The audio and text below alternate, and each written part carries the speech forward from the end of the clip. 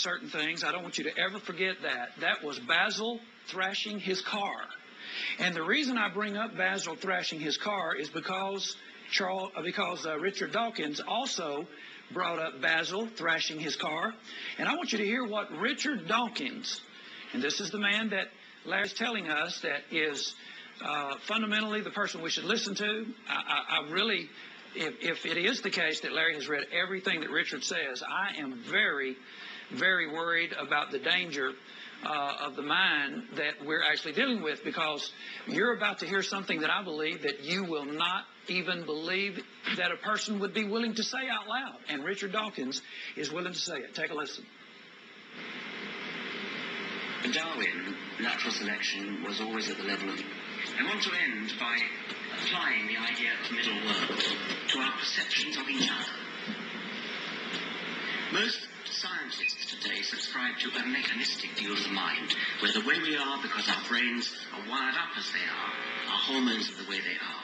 We'd be different, our characters would be different if our neuroanatomy and our physiological chemistry were different. But we scientists are inconsistent. If we were consistent, our response to a misbehaving person like a child murderer should be something like, this unit has a faulty component, it needs repairing. That's not what we say. What we say, and I include the most austerely mechanistic among us, which is probably me, what we say is, vile monster, prison is too good for you. Or worse, we seek revenge, in all probability, thereby triggering the next phase in an escalating cycle of counter-revenge, which we see, of course, all over the world today. In short, when we're thinking like academics, we regard people as elaborate and complicated machines like computers or cars. But when we revert to being human, we behave more like Basil Fawlty. We remember thrashed his car to teach the lesson when it wouldn't start on gourmet night. Now, here's my point of bringing that up. Richard Dawkins said that in actuality, and I'm going to have to let you hear this again because I don't think you really got it. In actuality, he said scientists are not consistent because in reality they do believe that we are mechanistic. We're just machines. We have our genes have basically selected certain things that make us survive, and they promote those, and we just continue to become more complex. And he said we're machines, and when a machine basically does something like, say, for instance, kills a child, what should you really say if you are a scientist and an academic?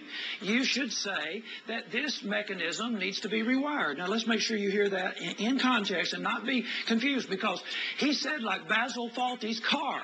Why would you thrash a car when it's just a machine? Why would you thrash somebody or revengefully do something to that person who is simply not responsible in that sense? Take a listen.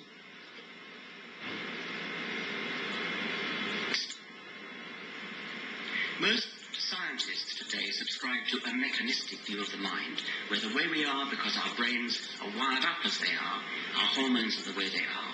We'd be different, our characters would be different if our neuroanatomy and our physiological chemistry were different. But we scientists are inconsistent. If we were consistent, our response to a misbehaving person like a child murderer should be something like, this unit has a faulty component, it needs repairing. Now, he's being honest about his mentality. And, some individuals might say, well, that's not really what he thinks. You can find out what he thinks. Here is a website in which Richard Dawkins participates in a book called Your Most Dangerous Thoughts. And in it, he actually develops this very idea about what we should do in society, given what we really believe. And it's not just a few words. It is quite a long piece of information, and I want to read it to you. It says, let's all stop beating Basil's car. Ask people why they support the death penalty or prolonged incarceration for serious crimes, and the reason they give will usually involve retribution. There may be passing mention of deterrence or rehabilitation, but the surrounding rhetoric gives the game away. People want to kill a criminal as payback for the horrible things that he did. Now remember, we're talking about a child murderer. He's the one who brought the child murder in. And when you want to do something to a child murderer, besides say this mechanism needs to be rewired, it is actually you wanting payback. People want to kill criminals as payback for the horrible things they did. Or they want to give satisfaction to the victims of the crime or the relatives. And especially warped and disgusting application of the flawed concept of retribution is Christian crucifix as atonement for sin. Retribution as a moral principle is incompatible with a scientific view of human behavior. Retribution is basically what our judicial system is built upon. Larry Serber, by his own, I let him do that on purpose. I kind of teased out his ideas about Richard Dawkins, and I actually had a clip that I was going to play where he said it was his idol, but he did even better than that tonight. He just basically swore allegiance to this man, and this man is saying that retribution as a moral principle is incompatible with scientific view of human behavior. You should not respond to a child murder in the sense that retribution needs to be. Now you say, well, Johnny, you're putting words in his mouth. He's got plenty more words. As scientists, we believe that human brains, though they may not work in the same way as man-made computers, are as surely governed by the laws of physics. When a computer malfunctions, do we punish it? When a child murderer murders a child, do we punish it? His answer, we track down the problem and we fix it, usually by replacing a damaged component, either in the hardware or the software. Basil Fawlty's British television hotelier from Down Under, created by the immortal John Cheese, was at the end of his tether when his car broke down and it wouldn't start. He gave it fair warning, counted 3, give it one more chance, and then he acted. Right. I warned you. You had it coming. You had this coming to you. He got out of his car, seized a tree branch, and set out to thrash in the car with an inch of its life. Of course, we laugh at this irrationality. Instead of beating the car, we would investigate the problem. Is the carburetor flooded? Are the spark plugs of the distributor points down? Has it simply run out of gas? Why do we not react in the same way to a defective man, a murderer, or say a rapist? How in the world can we allow Larry Serber to walk out of here without correcting at least this problem in the mentality of his idol? Surely Larry Serber would not say tonight that a rapist is not someone who needs, that our justice system needs to seek some kind of retribution as a result of the fact that they raped or murdered someone. This is the mind of Alfred Kinsey. In regard to sex, Alfred Kinsey is basically saying that all of our mentality having to do with the sexual actions with children, interaction between adults and children, it's faulty. You know why? Because we're machines. We're not moral individuals with a conscience that was created by a divine being, and nor will we suffer any retribution for the things we say. These are the same kind of mad scientists. Okay, now, that's not really my time. I set that for myself to give me like a 2-minute warning. Now, folks, this is pretty... I would say this is pretty compelling. Why don't we laugh at a judge who punishes a criminal just as heartily as we laugh at Basil Fawlty or King Xerxes, who in 480 BC sentenced the rough sea to 300 lashes for wrecking his bridge of ships? Isn't the murderer or the rapist just a machine with a defective component, or defective upbringing, defective education, defective gene? Concepts like blame and responsibility are bandied about freely where human wrongdoers are concerned. When a child robs an old lady, should we blame the child himself or the parents or the school, the negligent social worker? In a court of law, feeble-mindedness is an accepted defense as insanity. Diminished responsibility is argued by the defense lawyer, who may also try to absolve his client of blame by pointing to his unhappy childhood, abuse by a father, even unpropitious genes, not so far as I'm aware of unpropitious planetary conjunctions, though it wouldn't surprise me. But doesn't a truly scientific, mechanistic view of the nervous system make nonsense of the very idea of responsibility, whether diminished or true or not? Any crime, however heinous, is in principle to be blamed on an antecedent condition acting through the accused physiology, heredity, and environment. Don't judicial hearings to decide questions of blame or diminished responsibility make as little sense for a faulty man as a faulty car? Why is it that we humans find it almost impossible to accept such conclusions? Why do we vent such visceral hatred on child murder?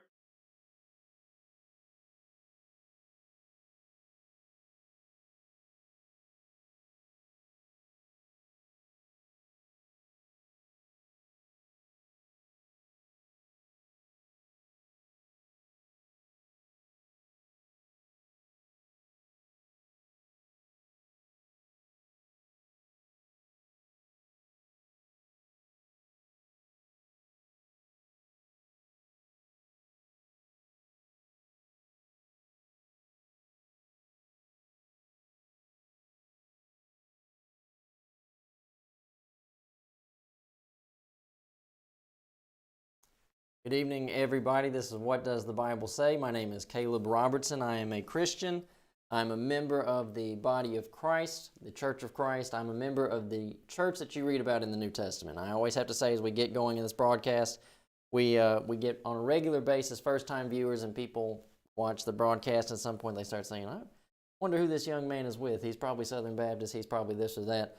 I'm none of that. I'm just a Christian only, and so tonight we're bringing this information to you, the local community. We are broadcasting out of Reidsville, North Carolina, out of Star News. We then broadcast back into Virginia, and we simulcast over YouTube, so anybody with an internet connection anywhere can watch this broadcast. Now, some people tonight, they're going to be saying, man, y'all broadcast on Super Bowl Sunday. Yes, I have said this in the past. Nobody's going to be watching it because Tom Brady's not in it. But if you're someone who cares about spiritual things, you want to tune in tonight, this is a broadcast this evening about, someone says, well, it's cheesy, it's corny, but it is a serious thing. And I think there are a lot of people who are being misled. Obviously, I think that tonight the things that we're going to talk about are bad ideas that different individuals are presenting, and I want to give a contrary view. But some ideas are easily batted away. Do you know what I mean? And what I mean by that is, like we've said before, nobody gets mad at the Jehovah's Witnesses. Nobody gets mad at the Mormons. Because the stuff that they say, you easily document them as, Joseph Smith, Utah, all their man-made stuff. So you kind of just bat that away. But some ideas that get into people's thinking at a young age can do a lot of damage. And so tonight, that's what we're going to be talking about. Now, as we get into it, let me say this really quickly. This is broadcast. It's called What Does the Bible Say? It's brought to you by the Body of Christ. And what we're trying to do in every sense, like I've got it here, religious division, right? Well, tonight I can go ahead and tell you that this is going to be a discussion of creationism versus evolution, okay? So yesterday, what I think it was February 12th, yesterday would have been Charles Darwin's birthday. Who knows what? We're 200 years separated from him since he was born in 1809. And so here's my thing, though. I would like to talk to skeptics, agnostics, straight-up atheists, and present a solid case for the need in society and for the individual who makes up society, the need for God. Please, as we go through this, I'm not talking about the need of sectarianism and folks' religious tradition. I'm saying realistic, simplified New Testament Christianity. I'm saying a fantastic moral system that says be good to your neighbor. I would like to have that conversation with the skeptics. But the skeptics look to the inside of the religious community and they say, well, this is a total mess. Why would I get involved with you guys in this total mess? Well, I do think you and me, right? I'm a Christian, you're a Baptist, I'm a Christian, you're a Methodist, I'm a Christian, you're a Roman Catholic, I'm a Christian, you're a Lutheran. You and I are going to have to be like working on some unity here for the sake of the skeptics. Now, I don't know if you care about those people, but I do. So you and I are going to have to be working on reaching more of a consensus here. And what that's going to involve is we're going to be following the Bible only. You're going to have to get rid of your creed books and your church covenants and your church manuals, and we're all going to have to get on the same page of the same book so that we can start having conversations. And the end goal is that we just be Christians only, and we get rid of all the division. Now, really quickly, we're, like I said, broadcasting on Super Bowl Sunday. We do a lot of work because we care. And so we put our personal cell phone numbers out there, 276-806-3641. That's my dad. My email address is calebgrobertson@gmail.com. If you email me, we'll put you on the informer list. This is our second informer on this series, Alexander Campbell and American Slavery. He was an individual. He was a Christian who lived in the 1800s, and he was making pressing moves for emancipation during the 1800s, and so if you would like to check that out, my email address is calebgrobertson@gmail.com. We put it out every Sunday morning at about 7 a.m. And we're doing all this just to try to get thought out there. This is what it looks like on YouTube. What does the Bible say? Anybody can watch this on their smartphone, laptop, smart TV, what have you. And this is what it will really look like. Purple, white banner. See my dad's picture down there. Get the Watch Live icon. And so I want to say this, one more thing. Watch for us in the local newspapers. You can find us in the Martinsville Bulletin quite often. This past Saturday, we're in the Henry County Enterprise, and someday upcoming this week, we're supposed to have a small article in the Lynchburg newspaper, which is called the News and Advance. And so I will say this. I once heard somebody ask the question. They said, how is it that liberals get so much done. They make so much headway. And somebody answered back and said, because they are always working. You know, we are a small group in this immediate area, but we're doing a lot of work because we care about the people, we care about the truth, and we want to get these thoughts out there into the public arena for conversation. So, tonight as we get going, this is what I want to talk about. There's a lot standing in the way of us accomplishing this. Can I have a moment with this passage? And then I want to show you this too. You stick around in the broadcast, we're going to have quotes from Richard Dawkins. I'm saying, y'all, if there are skeptics, agnostics watching this broadcast right away, I want them to know this is coming up, different forms of literature coming up outside of the Bible, because I want them to take this seriously. I'm taking it seriously. And so, but I want to say this tonight. There are a lot of things standing in the way of us accomplishing John 17, 20, and 21. Neither pray I for these alone, but for them also which shall believe on me through their word, that they all may be one.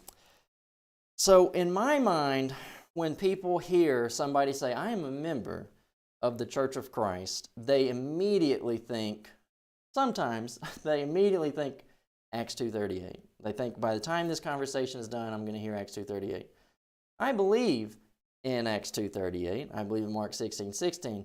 But I would like it to become an idea for people when they hear someone say, I am a member of the body of Christ, that they think John 17:21. These are some people who are really dedicated to the unity idea, which means you're going to have to stop squabbling on some stuff. And what I mean by that is things that you can't really prove. Your traditions, your opinions, your ideas, we stick with what the text says explicitly. That's the best protocol. These are people who are really dedicated to having unity. Now, I want to say this tonight. Another reference to the Super Bowl. There are some people, and you know them, but they're going to watch the ball game tonight, and they're going to see people not catch the ball. They're going to see people make a bad pass. They're going to sit there in their armchair and they'll say, what an idiot. If I had been there, I would have caught that ball. Blah, blah, blah. They do all this stuff from their armchair. I'm telling you tonight, there's going to be pieces of information that I'm going to say, and some people are going to be at home and say, I didn't like that. And some people are going to say, you know, it's not what you said, Caleb, it's how you said that. And to that, I just respond, look, man, public speaking is hard, okay? And I would just, you know, there's a handful of people that give you down the road, and, you know, we'll never get to know how they would have done it. You know what I'm saying? So I don't want to upset anybody, but right off the bat, we're going to start out with something quite tough. And I know there are a lot of people who don't like it, but I think this is a realistic idea. And so when I say there's a lot of things standing in the way of us accomplishing John 17 through 21, this is where I'm going to start. It's your tax money. They are your kids. It should be your choice, school choice. Someone says, well, I don't know what he's going to do with this. Well, y'all all know that I'm not a big fan of the public school system, but tonight, this is what I want to talk about. Kids start out, usually before kindergarten, they start out with the public process before kindergarten. They go K through 12, and we all know it to be true that as they go through K through 12, parents don't spend a lot of time engaged in what the kids are doing. Now, I was briefly in public school, and I do remember my parents pulling me out on certain days. One thing that the school did, they had like a cross-dressing day, and they didn't call it that, but that's what they were doing, and so I just didn't go to school that day. But this is what I want us to think about. Remember how I said some ideas get into kids' heads at an early age, and they're hurtful.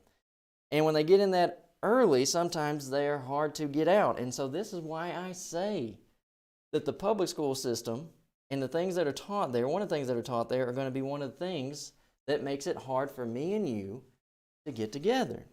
And this is where we introduce Charles Darwin. Charles Darwin, we say 200 years later, born 1809. He is famous for his, if we call it, his contribution to the theories of evolution, that all of mankind, really all of existence, came out of one common ancestor.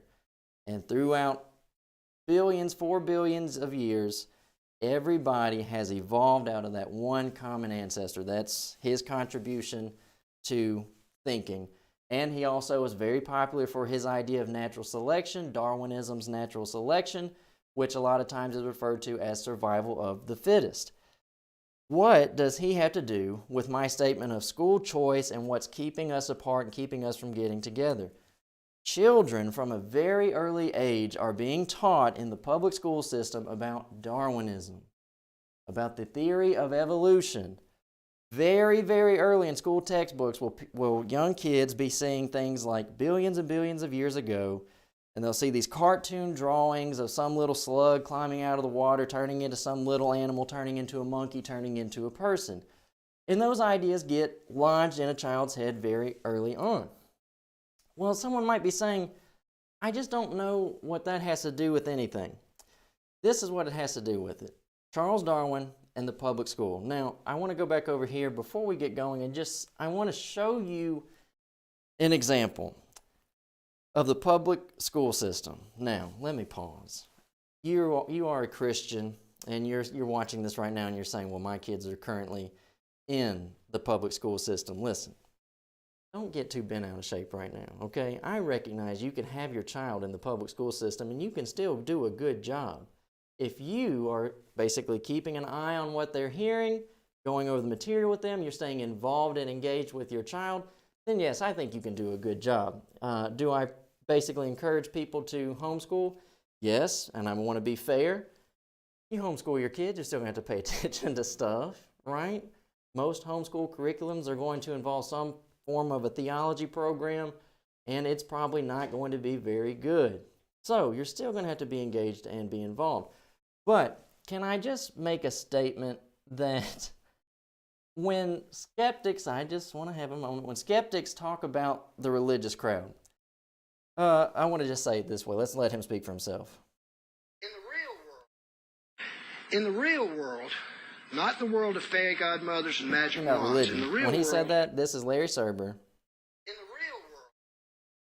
In the real world, not the world of fairy godmothers and magic wands. He's referencing people who believe in a higher power, God. So he was a local educator to this North Carolina, Virginia area. He was a high school physics teacher. I believe he had a master's degree, and he was a big-time promoter of the evolutionary theory. And when he begins his discourse about the silliness and the nonsense of religion, he calls it fairy godmothers and magic wands, which are two things that I don't even believe in and I wouldn't teach anybody about. So let me just give you a picture of the public school system and the atheistic evolutionary teachers that are over there. Here we go.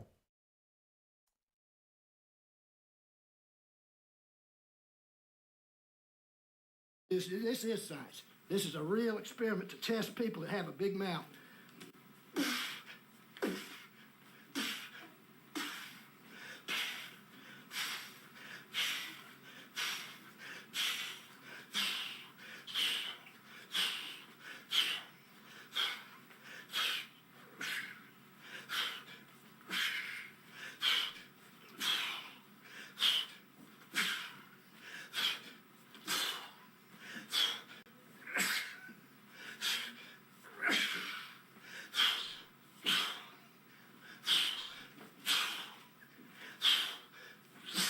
Local high school physics teacher, this is a paid debate. This is what he brought to a debate that other people paid for airtime. This is his argumentation for evolution.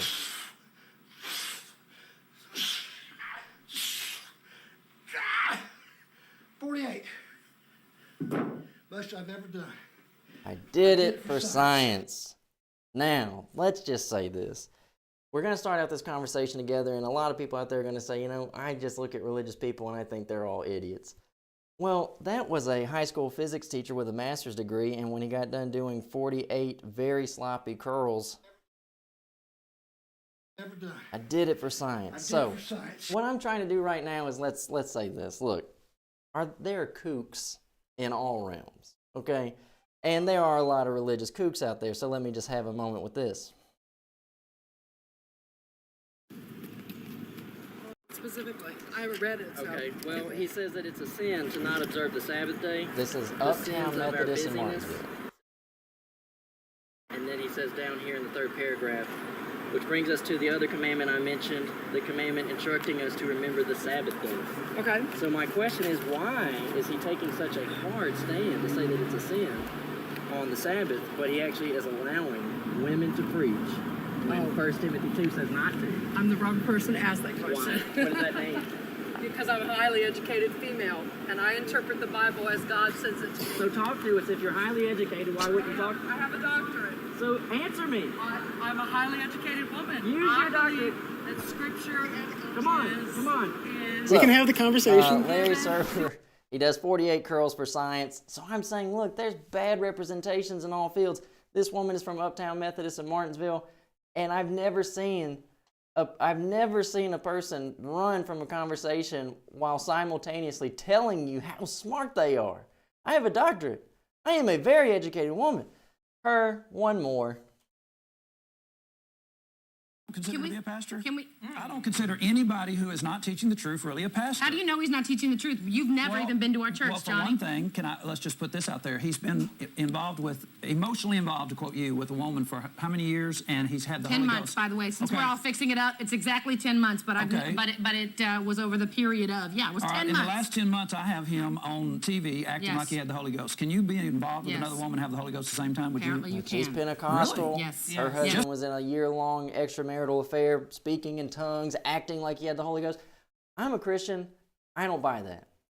And not just on the basis of because there's fornication involved. Nobody today in the religious community is speaking in tongues. They're not healing anybody. They're not giving out new prophecy, anything like that. They're just making it up. So me and you probably have a lot in common as we start out this conversation. But this is where I basically say this is hurting the community. All I'm saying is if you're going to use the public school system, be aware. You might think about making an exodus. A lot of people are. But this is what people are being inundated with through the public school system. Charles Darwin, why are we talking about him? His birthday, 200 years later. His birthday was yesterday on Saturday, February 12th. This is a quotation out of Charles Darwin's book, The Descent of Man. And we're going to follow up with a lot more than just this. But here we go. This is our starter. Charles Darwin is noted for writing in his book, The Descent of Man, at some future period not very distant as measured by centuries, the civilized races of man will almost certainly exterminate and replace throughout the world the savage races. At the same time, these apes, as Professor this name has remarked, will no doubt be exterminated. The break will then be rendered wider, for it will intervene between man and a more civilized state, as we may hope, then the Caucasian and some ape as low as a baboon instead of as at present between the Negro or Australian and the gorilla. Now, here's what I'm saying. Here's why I'm having this conversation and why I'm saying to parents, be aware of what your children are hearing in the public school system. They're going to hear the evolutionary theories. They're going to hear about Charles Darwin. And at some point, these ideas will be presented. And Charles Darwin, when he looks out at mankind and simply based on the color and some of the other physical characteristics that are basically seen, varying characteristics that are seen in mankind, he's going to say that the Caucasians are of a higher standard than those who have dark skin. Now, I don't know what a young child with dark skin thinks as this gets promoted throughout the school system. They're going to find this stuff and someone says, well, it doesn't just get taught outright like that. A general read-through is going to be there. You start looking at the information from the 1800s, that information is going to be there. So yeah, I think this is harmful. I think that it's regularly promoted, and I think a lot of people are turning a blind eye to the fact that this information is out there. Now, somebody says this, well, okay, Caleb, we take away basically the racist idea out of evolution. Okay, we're still being labeled as just base animal characteristics, so it's not going to work out for anybody. But this is what he says on page 201. Here's the next quotation. He says, the American Aborigines, Negroes, and Europeans differ as much from each other in mind as any three races that can be named. Yet, I was incessantly struck while living with these individuals on board the Beagle, he says, which is the ship, with the many little traits of character showing how similar their minds were to ours. So what does he say about his viewing of these individuals with dark skin? He said, I am shocked at the characteristic traits that we actually have in common. But notice what he says. They're only little characteristic traits. Why? Because he himself believed himself to be so more highly evolved than these folks that were around him. Why? Skin color. That is in the public school system. It's being taught to K through 12. It is all throughout their textbooks. They're getting it here, they're getting it there. And y'all, like I said, you basically just mark it down. In the real world. This was somebody's physics teacher in high school. Larry Serber, devout, atheist, evolutionary teacher. Now, I want to look at this. I don't know if he's going to be in that or not. I don't think I would have a picture or a video with my dad, but I will say this. Go back here. Several years ago, my dad had about an hour interview with a retired local school teacher who was a science and a physics teacher at Martinsville High School. His name was Joe Starr. S-T-A-R-R, Joe Starr. And one of the things that Joe Starr noted with my dad was, he said, I would encourage, and he was retired years ago, I can't remember what year he died, but he was teaching at least in the 80s. And one of the things that he was saying to my dad was, he said, I would have students, and they were black, and he said, I would encourage them when they graduated to continue their education. And this educator, Joe Starr, in the public school system, Martinsville High School, he told my dad, he said, I would encourage these young men, further your education. Don't just stop in high school, go further your education. And he said a lot of these young black men would tell me, well, I don't know if I'm cut out for that. And then they would just say back, I'm more cut out for just factory work.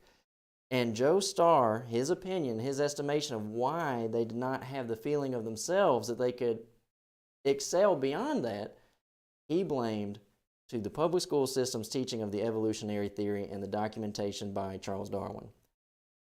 He said it's in the books. It might be subtle. It might be skipped over. He said, but it's in the books. Joe Starr said they grow up with the idea that they are a lesser individual. Now, some people might scoff at this. Some people might call me prejudiced because I am a Christian. I am a creationist. I have here on the screen Genesis 1:1. Yeah, I believe the creation account in the Bible. And I actually would not probably argue about it the way that you would think that I would go about arguing it. And that's not to say like I have some crazy off-the-wall view. I'm just saying I'm going to go from a very, very philosophical approach rather than a hard-line scientific approach.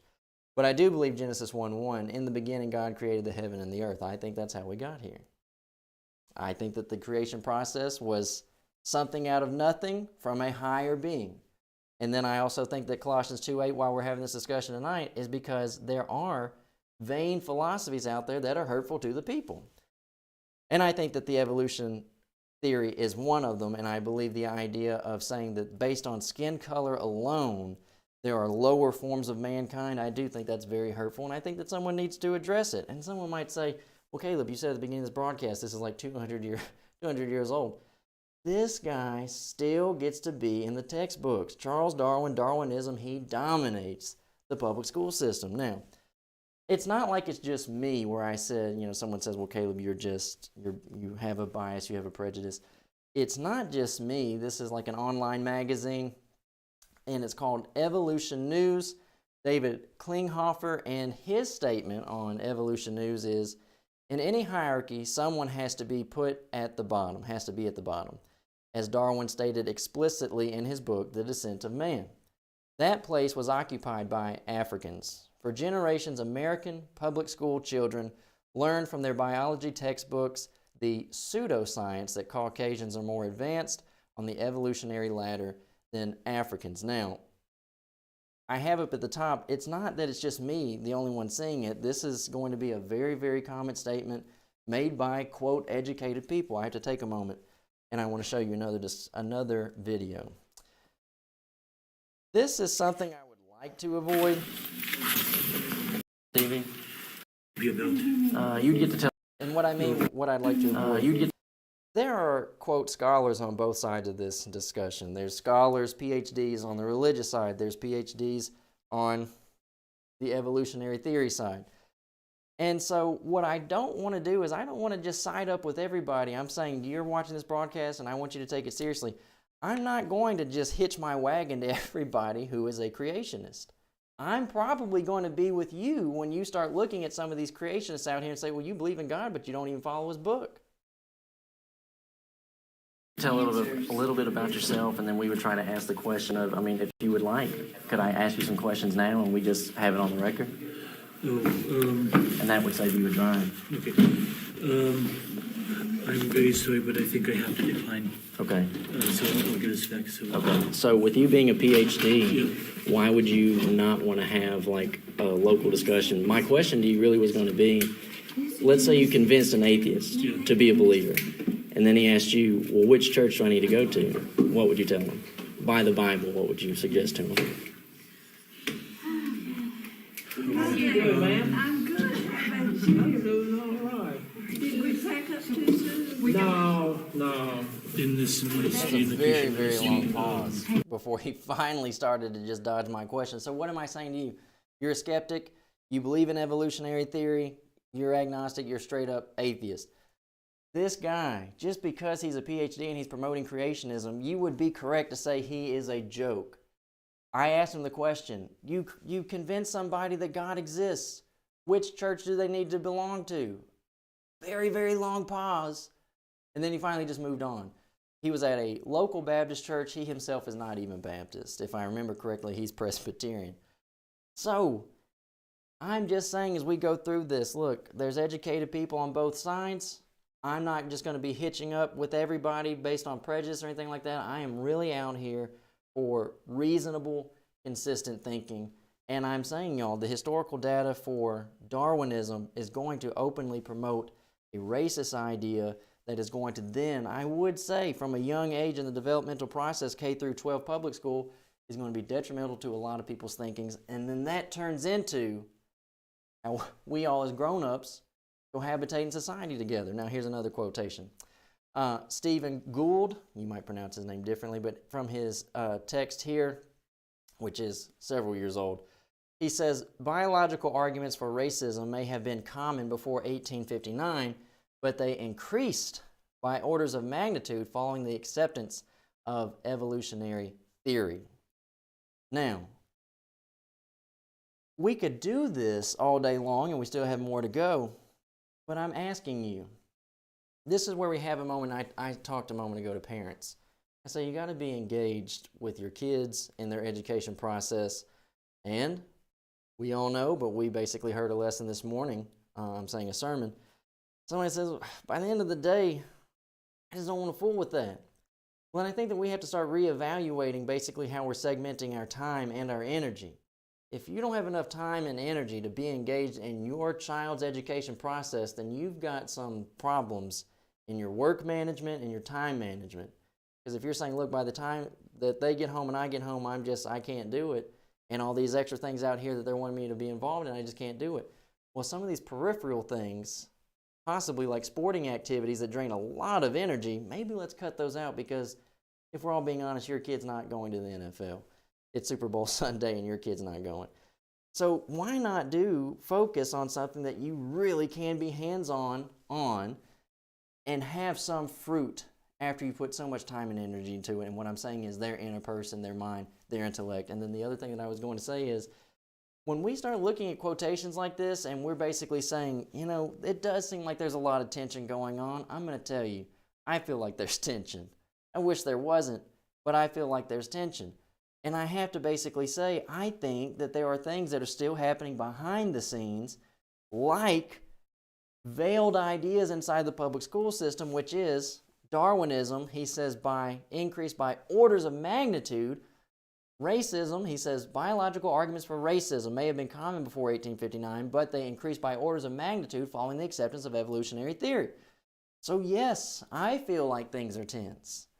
And I think that it's going to be contributed to things that are happening behind the scenes like K through 12 that we're not really paying attention to. Sure, it starts out with your textbook says, 4 billion years ago. Whatever. My kid will read over that. And I'm just saying, y'all, it slipped in here and there, but this is an end product. Someone might say, it's not the only end product. I'm saying it's an end product. Now, this individual, Stephen Gould, in his book, he says it advanced by orders of magnitude. Now, here's one more thing. Let me get my Charles Darwin again. So, can I say this also? There are a lot of problems in the world. And basically, what we have is just a handful of people who are making an effort. There are a lot of knots on the log, if you know what I'm talking about. And so what really needs to happen is people don't just need to be aware of what's going on in the public school system, but in fact, parents need to be challenging what is going on in the local school system, public school systems. Now, here again from the Descent of Man, in the introduction to the Descent of Man, and one thing I wanted to say about knots on a log. So you might be saying, well, I just do this is my job, I do X, Y, Z, and I didn't go to college. You do not go to college to inform yourself, okay? You can get this off Amazon, you can find PDFs to read on the internet. Someone says, well, that's dangerous, it might be doctored. Look, get a book, read through it, try to be honest, try to be a studious individual for your kids' sake, for your grandkids' sake, and just for your neighbor's sake. This is the introduction to The Descent of Man by Charles Darwin. He says, the conclusion that man is the co-descendant with other species of some ancient, lower, and extinct form is not in any degree new. And then he goes on to praise some people who had been studying this before he actually made his publications. And then he says this, especially, he says several eminent naturalists have been doing this before him. He says especially Ernst Haeckel. Then you go down here to this third highlight. If this work, talking about Ernst Haeckel's book, if this work had appeared before my essay had been written, I should probably have never have completed it. Almost all the conclusions at which I have arrived I find confirmed by this naturalist, whose knowledge on many points is much fuller than mine. Charles Darwin praises Ernst Haeckel. It is kind of weird because when you start looking at Ernst Haeckel's material, he's praising Charles Darwin backwards. And so it's kind of like, to me, if someone called that circular reasoning, I got all this from him. Well, I got all this from him. See what I'm saying? But as he praises Ernst Haeckel, this is what Ernst Haeckel is actually famous for. Ernst Haeckel came up with what he called the trees of the species. And he has a chart from his book, and all this is basically written in German and then translated over into English. But when you look at what's called here, The Pedigree of the 12 Species of Men by Ernst Haeckel in his 1887 work, look at what you have. Ernst Haeckel, who Charles Darwin praises, and Darwinism is promoted throughout the whole public school system, look at what he says. Number 4, Negroes are number 4 on the tree of the 12 species of men. What does Ernst Haeckel say, who gets the praise of Charles Darwin? He says that people who have dark skin are a lower level being. They are less evolved than who? Well, at the very top are the Germans, Caucasians. I'm saying, y'all, Ernst Haeckel is going to be through all of these textbooks, college textbooks, high school textbooks, Ernst Haeckel and his work in the embryonic charts. But before we get to his embryonic charts, this is what he was saying, just simply based on skin color. And it's in the public school system. And then we basically step away and say, this is what people go through, K through 12, Darwinism, praising Ernst Haeckel. And then outside readers and scholarly contributors say, yeah, Darwinism promoted to the idea of racism, they said, exponentially. Now, why am I even doing this? Like I said, Saturday was Charles Darwin's birthday. We're 200 years separated from him. February is Black History Month. I think that this is a hurtful idea, and I do think that things are tense. Some people might say, you might disagree. You say, I don't think that things are tense. I do, in a large way, think that a lot of us are actually very, very happy to have each other as our neighbors. I think that we get along way more than American media would have us to believe. But we watch American media, and it gets into our head. And then we take that out there with us after we take American media with us out into the streets after we had K through 12 promoting Darwinism. Ideas matter, right? The things that we let into our head, it matters. The ideas that we just throw our kids into any school system. I wouldn't have you put your kids into any school system and then tell you just don't pay attention. Pay attention to all of it. Try to better yourself. And like I said, you don't have to go to college to understand this stuff. Can I make a point? Any dummy could figure this out. Look, you say, Ernst Haeckel, educated man. I'm going to show you a slide in a moment that shows he's a fraud, and everybody knew he was a fraud. And that's not just my opinion. Anybody could figure out what he was doing here. Germans and Caucasians at the top of the tree, people with dark skin at the bottom of the tree. If there are 12 going to the top and he put them at number 4, he's got them all the way at the bottom based on nothing more than skin color, and it's all over the public school system. Now, here's what he had. Can I have another moment with you? Let's go back over here. Larry Serber, high school physics teacher, had a master's degree. Not the world of fairy godmothers and magic wands. In the real world, things happen gradually. Complex things like Cinderella's coach don't just happen instantly out of a pumpkin. And I would say that applies to the human being. In the Genesis story, God takes some clay or dust or something and breathes on it and makes a man. And the man comes up instantly. Instantly. And the man has 1 trillion cells. I had a picture of a human cell. I don't know if Scotty could show that. There it is. This is one. Let me move out of the way. This is one human cell. It's quite complicated. It has a nucleus. It has mitochondria for making energy and many other parts. That's just one cell. I say things in nature happen slowly, bit by bit. Like I say, you don't have to go to college. And someone might say, Caleb, you are very, very anti-intellectual. No, I just don't like prejudice and theories being promoted as if they're fact. I am a very, very big promoter of studying history, literature, obviously religion. But one thing that you can pay attention to is how people argue. And you know, he's making this sound harder than it has to be. So he goes through the layers of the cell and he basically starts saying things have to happen slowly so that he can sell you on the 4 billion years thing. But listen to this. Things in nature happen This is my question. slowly. You should ask these people this because I'm saying you can argue with them just as well as I can.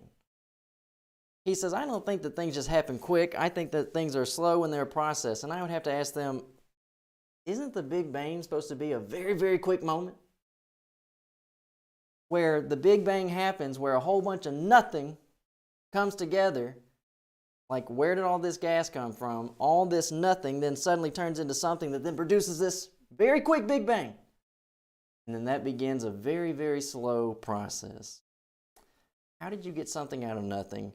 How is it that Larry Serber, evolutionary theorist, high school physics teacher, is telling you, oh, things happen very slowly, in fact, 4 billion years slowly. But when everything first got going off, boy, it was quick. Big Bang, very quick. You can't have it both ways. And I'm saying you get them to explain this stuff to you, and I believe you can do it. Bit by bit. You don't build a brick wall without building a brick. You build bricks, then you build a brick wall, and I think that's the way nature operates. And you basically ask the question, who's observing all these 4 billions of years and then documenting it down for us so that we can actually then look at it and understand it. Very, very huge theory. They promote it as if it's not. Now let's go back to Ernst Haeckel. This is what I'm saying. You can do this study with anybody. Now, some people tonight, they're going to say, well, this is over my head. No, it's not. And if you're going to be an evangelistic Christian, you're going to have to know this because I talk about this stuff when I go out door knocking and somebody says, well, Caleb, that's you. No, if you're door knocking, you are bound to come up with this at some point. Somebody is going to try to throw this stuff out at you and you are going to have to be prepared. And if you say, well, that's just not my job, that is nonsense. It is your job as a Christian to know these ideas and be able to intelligently communicate with your neighbor. Now, embryonic recapitulation, Ernst Haeckel. Why do you need to know this? I had someone bring this up to me door knocking. it was the height of either ignorance or dishonesty. And it was dishonesty, because once I started pressing him on it, he backed off of it. What is the idea? Ernst Haeckel, Darwinistic evolutionary, he was very famous for diagramming embryos. And we'll get to that in just a moment. What does the Bible say? Yeah, Caleb, you're 100% right about all that. When I was going to school, this has been a long time ago, it was in the book that a black man came from an ape. That what they had in a fourth grade book, history book, that we came from an ape. Okay. Then that word, a nigger, they put that in the dictionary, and the only somebody can be that was a black man. But anybody can be a nigger. I've learned that. And I appreciate your program tonight, because you doing that's exactly what they're teaching in school now. And thank you. Okay, thank you. You have a good night. Local caller, familiar with that caller, and one thing that he said, his personal experience. As he said, his personal experience was going through school. He saw in the textbooks, evolutionary process pointed the man with dark skin to be a lesser evolved individual. Now, let me just say something very clearly for people who are watching. I don't believe that. I believe out of the Bible what it says in Acts chapter 17. He says in Acts 17, give me a second, in verse number 26, 25, neither is worship with men's hands as though he needs anything, seeing he gives to all life, breath, and all things, and he has made of one blood all nations of men for to dwell upon the face of the earth. I don't care what your skin color is. I care what your ideas are, right? I care if we're really trying to promote the biblical New Testament values of respecting law, respecting our fellow man, not stepping on our fellow man and overstepping our bounds onto them, praying for each other, loving each other. Matthew chapter 22, verse number 38 and 39. These are very important principles. And we're going to make a case as we end out this evening that you just don't get those without the Bible. Now, here's the thing about Ernst Haeckel as we go back. I had a man, as I was door knocking, say to me, he said, he didn't know my name. I was in another state. But he's talking with me, and he said, you can easily see, he said, through the embryonic charts, the similarities that would then show and prove that we are creatures of evolution. He said, through the embryonic charts. And so, because I knew the name, because I knew the story, I was able to ask him, are you talking about Ernst Haeckel? You might be saying his name differently, and that's okay. It's a very, very German name. Very foreign, some name. Ernst Haeckel. I said, are you talking about Ernst Haeckel? And he paused. He said, he's one of them. And I said, so you are just fine in this conversation quoting documentation to me that was openly falsified. The university, the own university that Ernst Haeckel was working with, put him on trial and found him to have falsified information. Now, you see these top line? Now, you can see that this over here, this is not even anything akin. He basically said, well, in early stages of embryonic form, there are gills on all creatures. Look, I got a baby in the womb, not on me, on my wife. It does not have gills. It has bone structure that is then going to then form to what will be its jaw, its ear, its inner ear, all this, but it's nothing related to gills. Everybody knows that. Ernst Haeckel just went ahead and said, it's all gills. And he drew it to be that way. He's doing all this by hand. He said, they all got gills. And then he had another chart where he took basically the embryo in the small form of a dog and a human baby, and he drew them out to be totally identical. Ernst Haeckel basically had what my wife's got going in the womb like what a dog has in its belly. They put that stuff on trial, and everybody knows, easily documented, Mr. Gold, he documents in his book, total fraud. But he gets to remain, Ernst Haeckel gets to remain in college textbooks. He keeps getting to be a noted figure amongst, anybody reading Charles Darwin. Charles Darwin is then going to see Ernst Haeckel's name and be praised by Charles Darwin. And so it is this thing where all the evolutionary buddies quote from each other and praise each other, and then you just take it.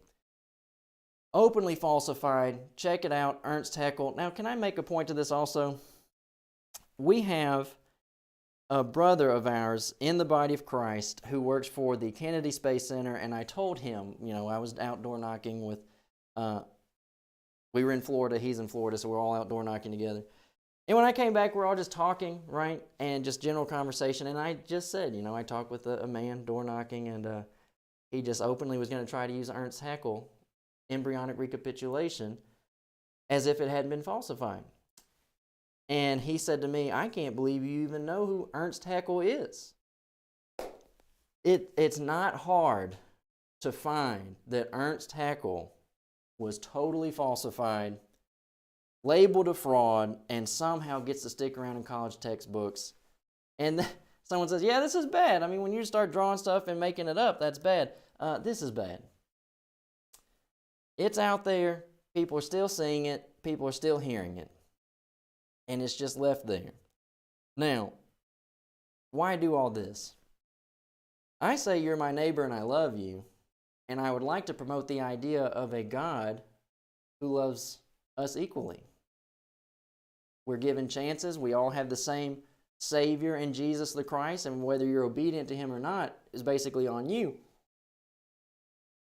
But John 3:16 is presented to everybody. God so loved the world that He gave His only begotten Son, and it's not limited in this idea of, well, only certain people of certain skin color can understand the gospel. We can all understand the gospel. We can understand what law is, what sin is. Sin is a transgression of the law. So as we see all this, it's there. And you just keep going on. And I think it matters. Somebody might say it's not, but we are saying 200 years later, we're still talking about Charles Darwin. And someone says, well, he certainly had an impact on the world. And I would say having an impact doesn't mean that it's a good impact. And so you basically start looking at some of the figures who attach themselves to Darwinism, and you're going to find in the preface to the 1888 version of the Communist Manifesto, you're going to find Frederick Engels praising Charles Darwin. This proposition, which in my opinion is destined to do for history what Darwin's theory has done for biology. This is just a brief moment, but I said earlier, I promote the study of history and literature and obviously religion. But if you do a study of history, this was not a good idea for society. But they loved Charles Darwin. Now, this is what I want to do, is we've got just a few minutes left as we go out. So I understand this is where somebody says, well, Caleb, you had those quotes from Charles Darwin. You had the tree of the 12 Races of Mankind by Ernst Haeckel. You showed that he, falsified the chart, the embryonic chart for embryonic recapitulation. But then you say, but that doesn't represent all evolutionists. I hear you saying that, but this is where we have to basically still have the same discussion of, you still are saying that we just came from base animal traits. And in reality, we still have base animal traits going on in us. So here's something that I'd like to talk about on the tail end of this broadcast.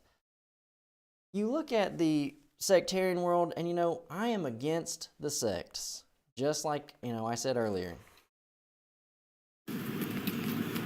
Busyness, and then he says down here, just to the other command to remember the Sabbath days. Okay. So on the Sabbath to preach, when 1 Timothy 2 says not to. I'm the wrong person to ask that question. Why? What does that mean? Because I'm a highly educated female, and I interpret the Bible as God says it to me. So talk to us. If you're highly educated, why would you talk to us? I have a doctorate. So somebody is a skeptic. They look at the religious community and they say, you guys can't get on the same page. I don't want any part of it. That's understandable. It's a mess. It's awful. But there are Christians out there who are trying to make it a better place. Simplifying religion, they're making it way complicated. You got to get all these different books, all the works of John Calvin and Augustine and all this other stuff.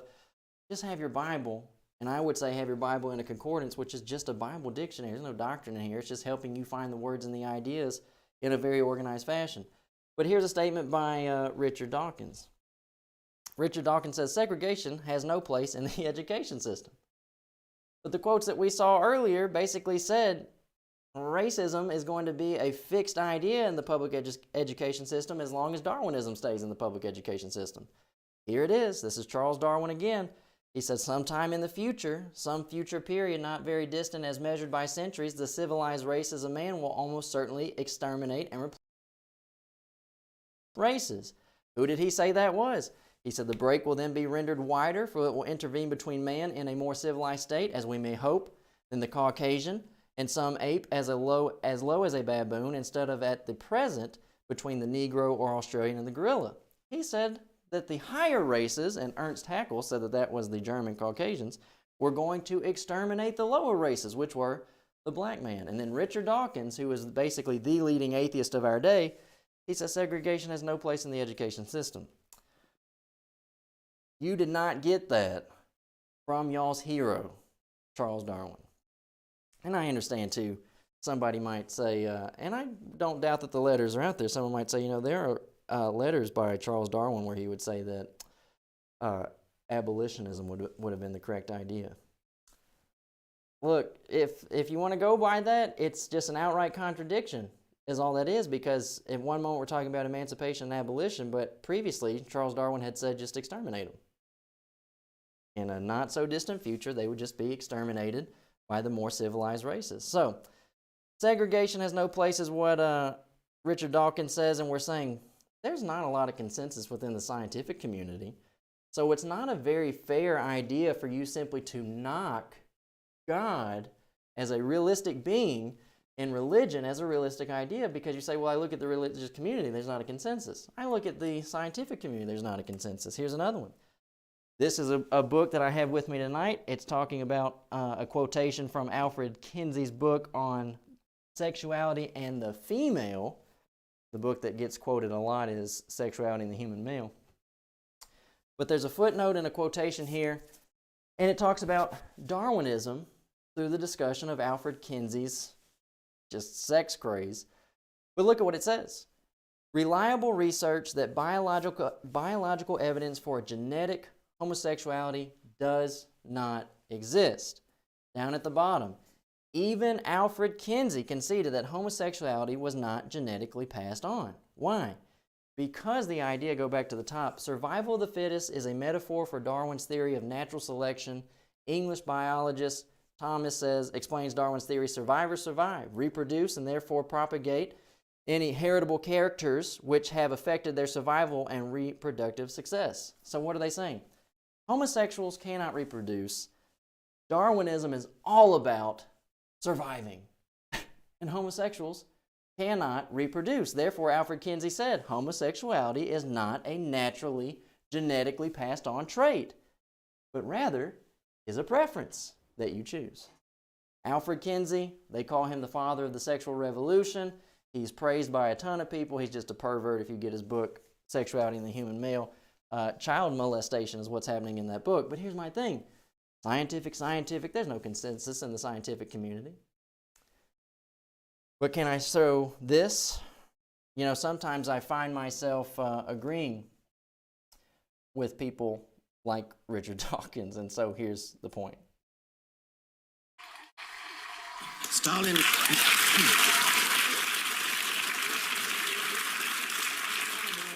Stalin was an atheist, Hitler was not. It doesn't matter what they were with respect to atheism. They did their horrible things for entirely different reasons.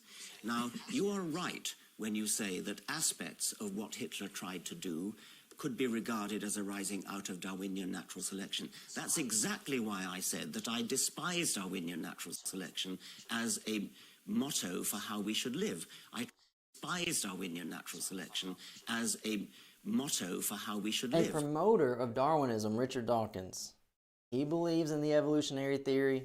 He promotes Darwinism to an extent, but then he says here, as actually an idea of how to pattern your living, he said it is an awful idea. To simply view yourself and your fellow man as an animal and walk, dog eat dog, survival of the fittest, he said, is a horrible way to live. But that is simply what they're promoting. There's no way for them to alter what they have created for themselves and everybody else who takes it in. Because here's my question.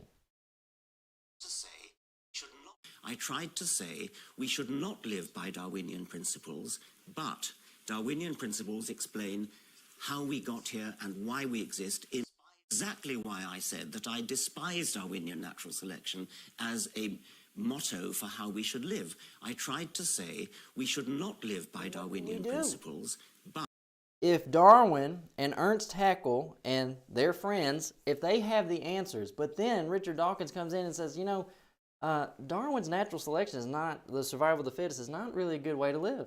Well, then how do we live? And this is my statement as we go out.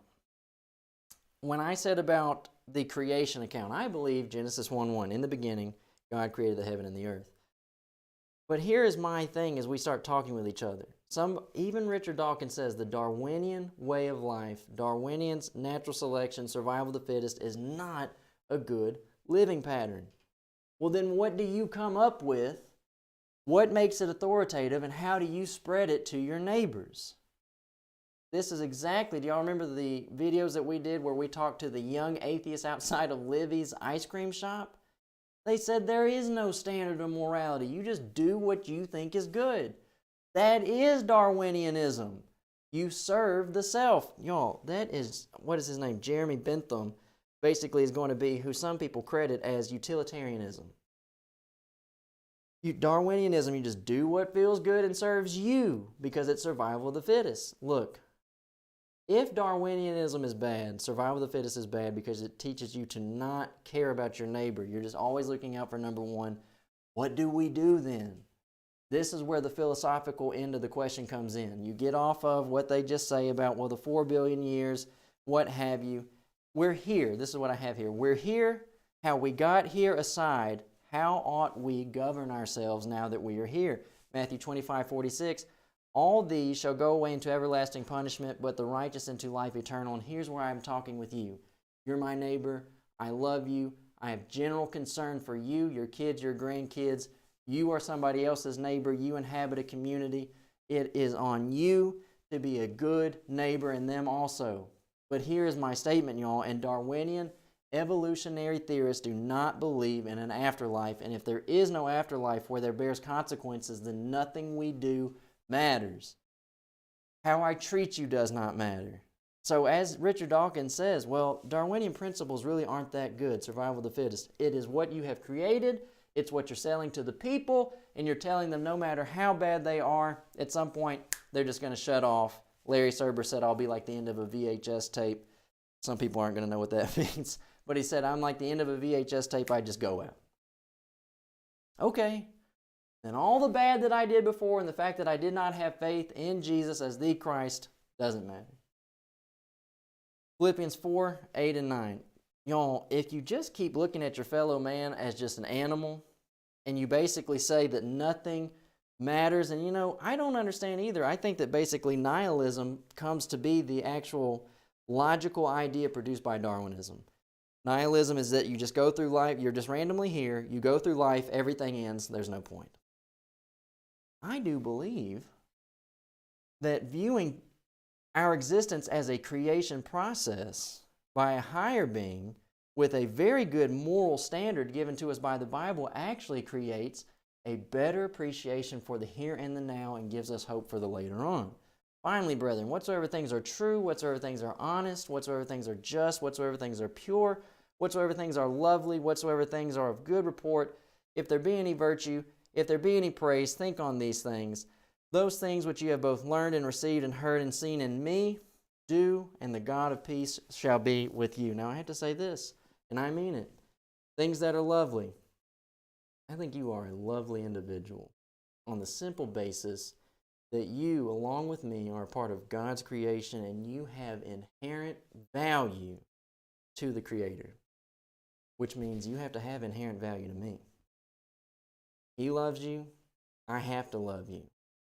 But even Richard Dawkins says you don't get that out of Darwinism. But Darwinism is being taught in the public school system. So how could we possibly think that as long as that continues, we're going to be any better off? Galatians 5:22 and 25, this is how Jesus would have us to be. Full of joy, peace, long-suffering, gentleness, goodness, and faith, meekness, temperance, against such there is no law. But through the public school system, Charles Darwin, and the evolutionary theory, you just have survival of the fittest. And like I said, God would have it be better for us. We appreciate the phone call that we got, his personal experience. We appreciate all those who are watching tonight. We'll go out with this. Second greatest command, love your neighbor as yourself. On these two commandments hang all the law and the prophets. I will say this, recommended reading. Brad Harrod, Convicted, a real solid case for a young earth. That's scientific, philosophical take. Have atheists prove there is no God by Thomas B. Warren. You email me, I'll give you a whole list of other books that you could read that are fantastic information. 276-806-3641, calebgrobertson@gmail.com. Email me, get on the informer list, right here, page and a half every Sunday morning, and then we would ask you to share what does the Bible say with your friends, neighbors, family, and this is what we say, help us, help you, help them. We love you. God loves you. Have a good night. God bless you. Keep asking what does the Bible say.